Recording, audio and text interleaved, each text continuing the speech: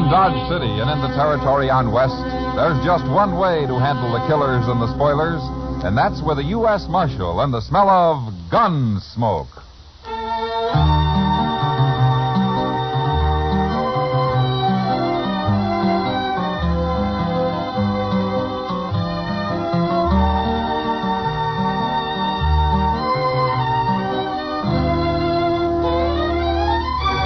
Gunsmoke, starring William Conrad. The transcribed story of the violence that moved west with young America. The story of a man who moved with it. Matt Dillon, United States Marshal.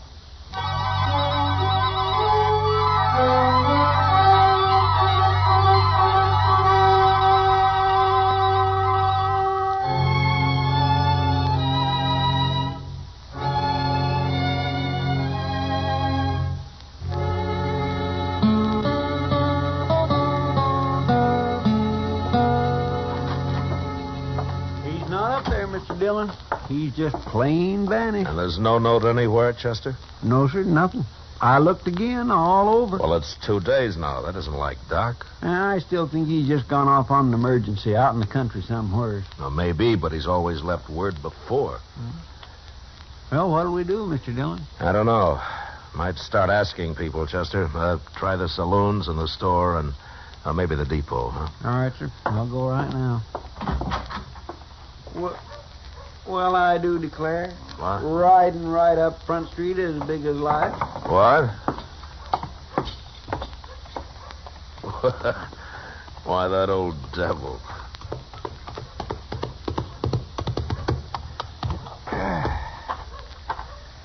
Oh, you sure are a sight for sore eyes, Doc. Where in the world have you been, anyway? Hello, Chester. Matt? Oh, you had us worried, Doc. Oh, that's so? Well, you've been gone 2 days. I know. Next time, leave word, Doc. I will. I surely will. If I can. Well, it sure would save us a lot of Wait a time minute. running What do you around. mean, Doc, if you can? Just that. If they let me, I'll leave word. Come on inside, huh? Okay, Doc, I'm curious. You want to tell me about it? Well, I can tell you part of it, the least important part. I made a promise about the rest. You know how it is, Matt. No, but you tell me. Well, the other night, Wednesday it was, I was peacefully asleep on my couch when a couple of riders tromped right into my office. They said a man was hurt bad on a place out past Fort Dodge. So naturally I got up and went along with them. Well, then why didn't you leave a note and say so? They told me not to. They told you what? Let him talk, Chester. Of course, I figured then it must be a shooting.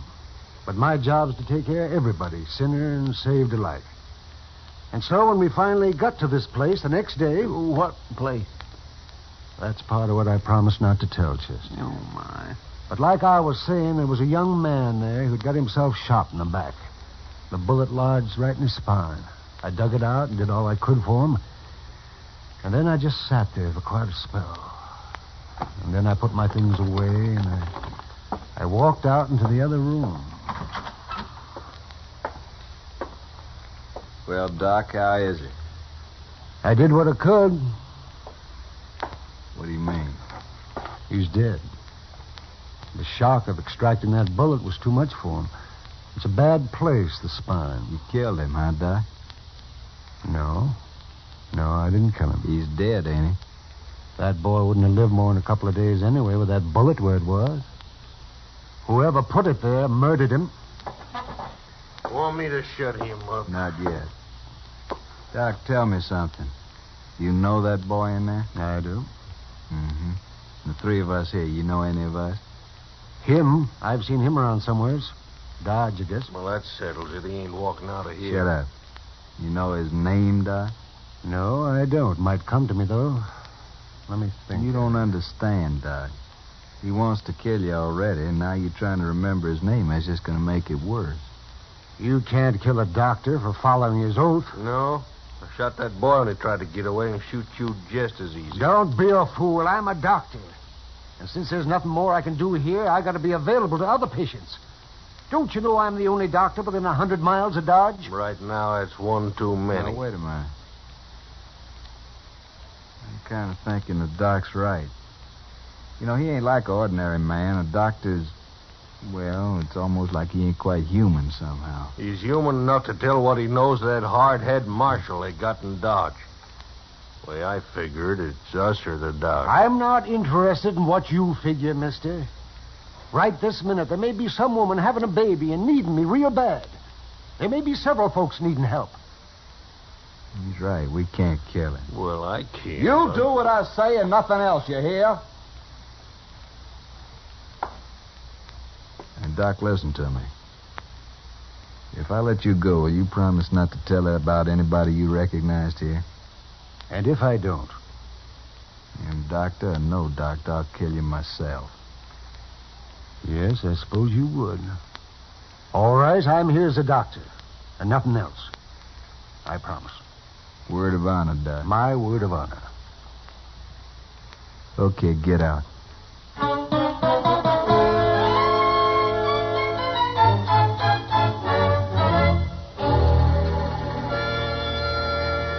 That's quite a story, Doc. Oh, you played it right smart if you ask me. Who were they, Doc? But I only recognize one of them, Chester, besides the man they'd shot. Have you thought of his name yet? Chester, don't you understand? I gave my word I wouldn't tell. Oh, but that was just so you could get away. Yes, but still I gave my word. It doesn't matter how or why. But, Doc, they're just a bunch of killers. I know. Leave him alone, Chester. But I don't... Yes, sir? Matt? Yeah.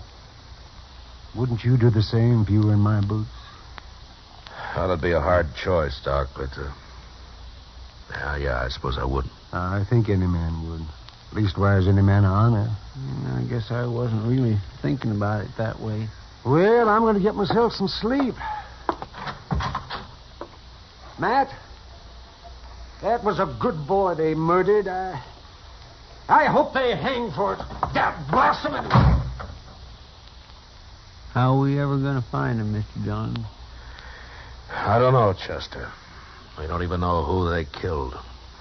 And just think, Doc could lead us straight to him right now. It isn't making the Doc happy, Chester.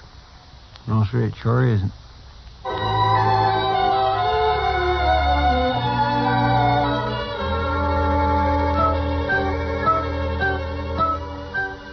Sincerely, Matt Dillon. U.S. Marshal? Jake Worth.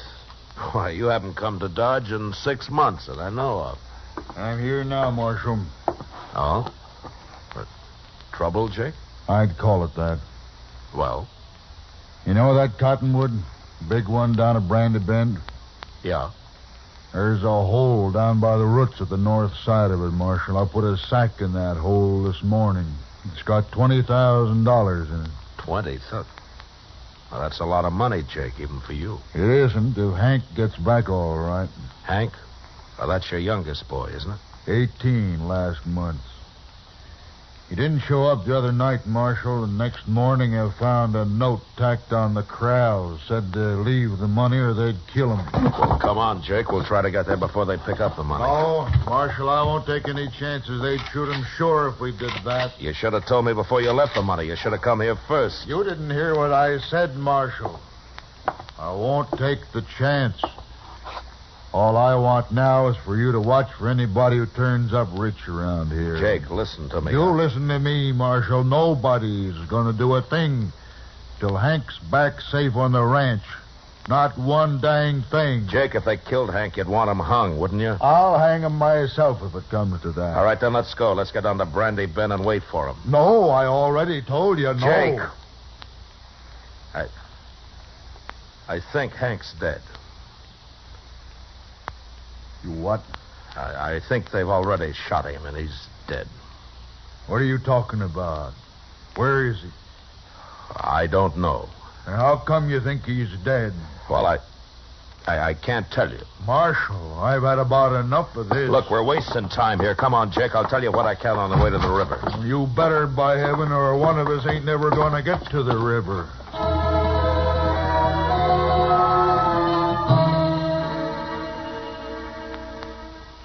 Jake Worth was known as a hard, hot-tempered man, but he was straight as they come.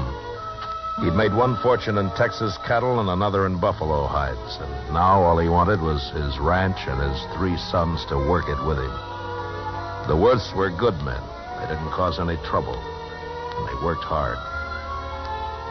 It wasn't easy to tell Jake, but without mentioning Doc, I said what I could. And when we reached the Arkansas, we hid our horses in a clump of bushes and worked our way on foot up to the big cottonwood. And then we saw it. That's him. That's Hank.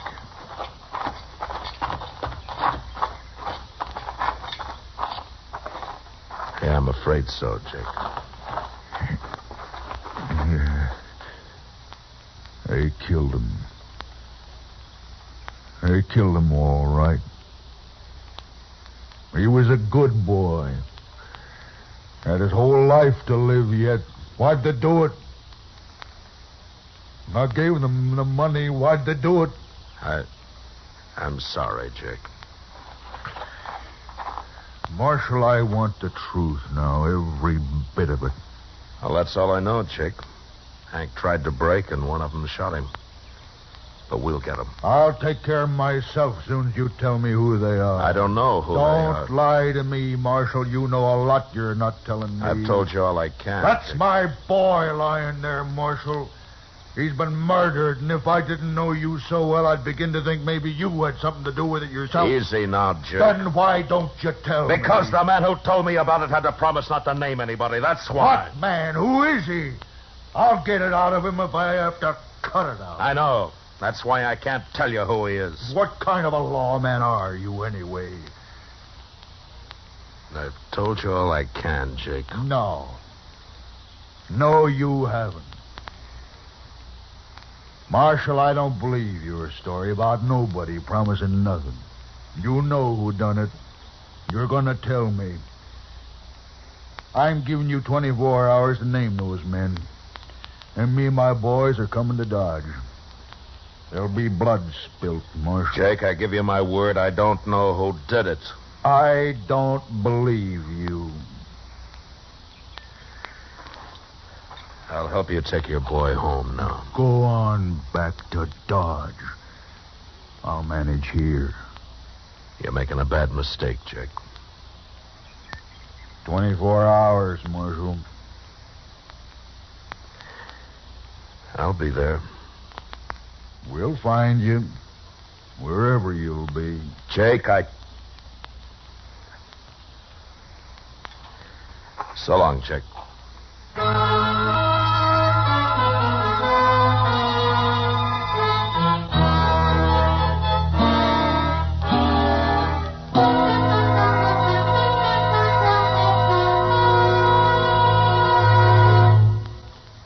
Ladies and gentlemen, at the conclusion of tonight's show, our star, William Conrad, steps out of the character of Matt Dillon to bring you an announcement which we are certain will be of great interest to all our listeners. So be sure to listen at the close of tonight's program for a special message from William Conrad. And now the second act of Gunsmoke.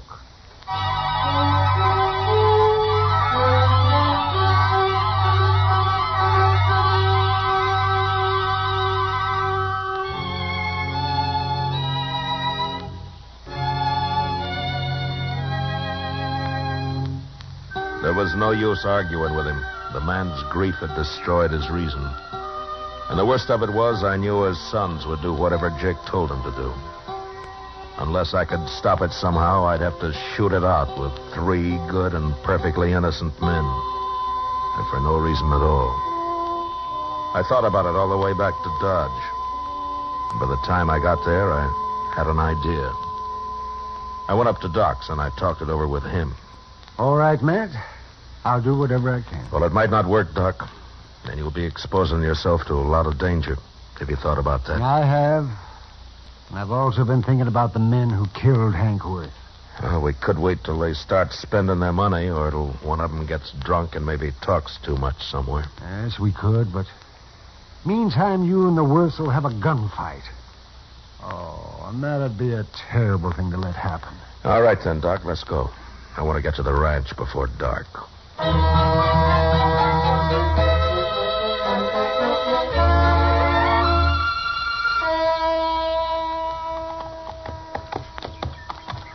You know, Matt, I haven't been out here since Mrs. Worth died. Must be 4 or 5 years now. Place sure has changed. Yeah. I don't see anybody around, do you? Well, maybe they saw us first. Maybe they hid out. Yeah, maybe.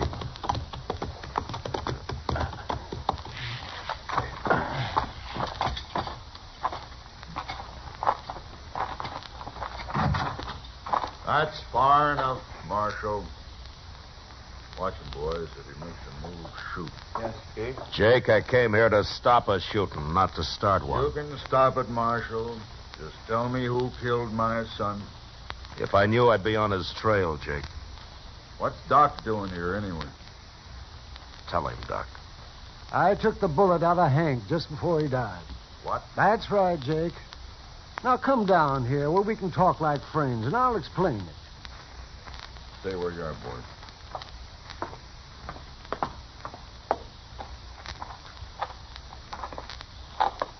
All right, Doc, let's hear it. Well, they got me out of bed, Jake, and they led me out into the country.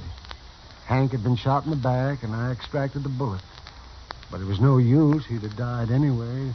There were 3 men there, and I recognized one of them. Who was he? I had to promise I wouldn't tell, Jake, or they'd have killed me. Well, that don't matter now. Think about it, Jake. Doc gave him his word. You're asking him to break it. Now think about it for a minute. I'm thinking, and I'm thinking about my boy, too. Hank's dead, Jake. We can't help him. Shot in the back, and the coward who did it's running free. You want to help get him, Jake? Don't ask fool questions, Marshal. Of course I want to get him. All right, then listen to me. Those men told Doc if he talked, they'd kill him. Yes, and they meant it, too. All right, so I got an idea, Jake. We'll spread it around that Doc has identified the killer. The news will reach him soon enough. And meantime, I'll lay low and have Chester tell everybody I've ridden out after them. Go on. Then we'll just wait. 1 or 2 or maybe all 3 of them will come into Dodge to kill Doc some night soon. I still might get away. Now, I'll deputize you and your boys right now, and you can wait for them with us. But you're going to have to stay hidden, like me. Well, we won't mind that. Not if we get a chance at them, we won't. Good. Funny thing, though. What? Man like Doc here, rather than break his word, he'll make himself a target for those killers. Yeah. Look, Jake, Doc and I are going to go back to Dodge now. I'll see that the story gets started. And in a day or 2, you and your boys can ride in, but separately, though. Otherwise, it might cause talk. I understand. And come straight to Doc's. We'll get there.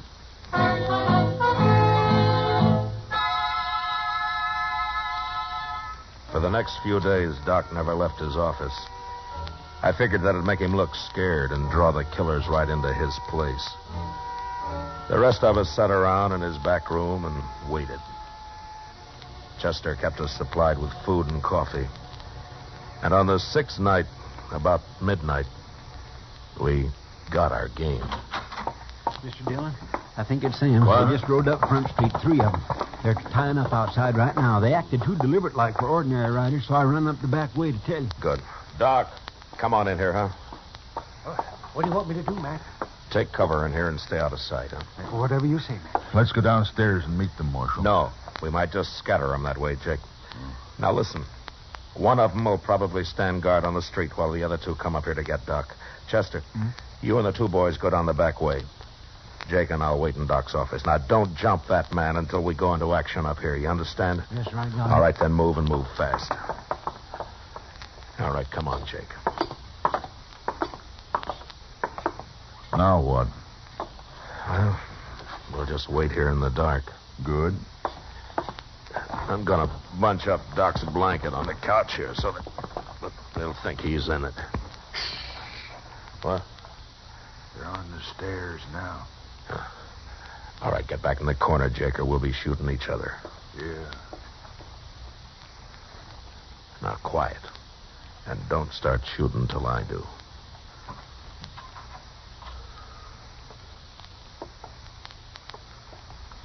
Doc, wake up, you lying dog. Let's just shoot him and get out of here. Wait, he ain't here. What? Get your hands up. You're under arrest. Both of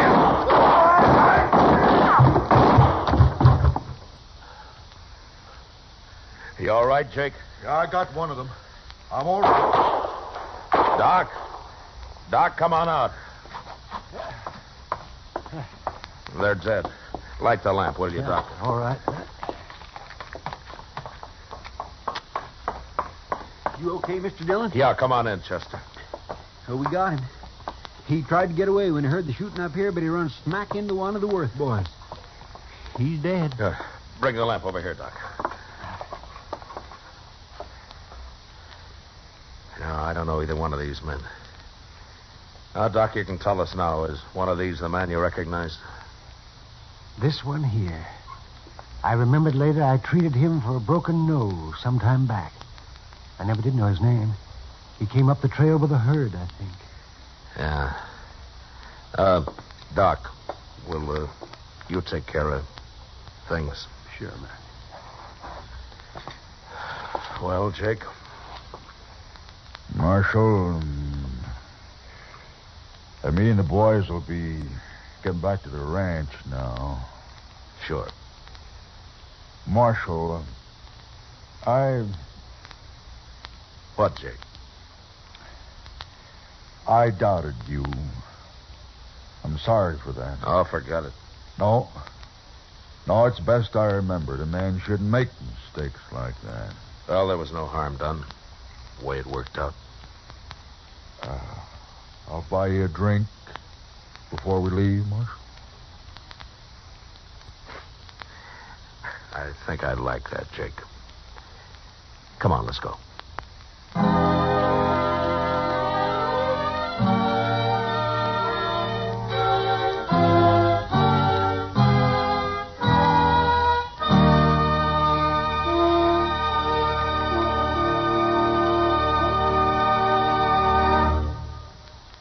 Now, a special announcement. Here is our star, William Conrad. Thank you, George. You know, I believe this is the first time I've ever set aside the character of Matt Dillon to speak to you. But this is important to all of us here on the show, and I hope it will seem so to you. Starting next week, Gunsmoke will come to you at a new time, on a new day, sponsored by Chesterfield Cigarettes.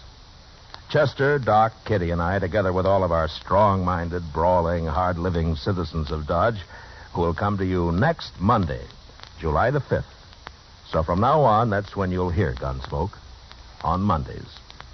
And we like to think that all of our listeners will find time this coming Monday night, July the 5th, to tune in to their local CBS radio station for Gunsmoke.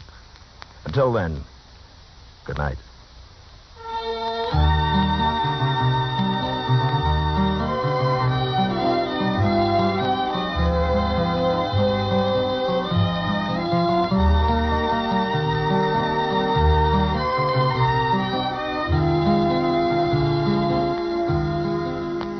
Gunsmoke, transcribed under the direction of Norman McDonald, stars William Conrad as Matt Dillon, U.S. Marshal. Tonight's story was specially written for Gunsmoke by John Meston, with music composed and conducted by Rex Corey. Featured in the cast were John Daner, Lawrence Dobkin, and Harry Bartell. Parley Bear is Chester, and Howard McNear is Doc. Join us again Monday, July 5th, as Matt Dillon, U.S. Marshal, fights to bring law and order out of the wild violence of the West in Gunsmoke. George Walsh speaking.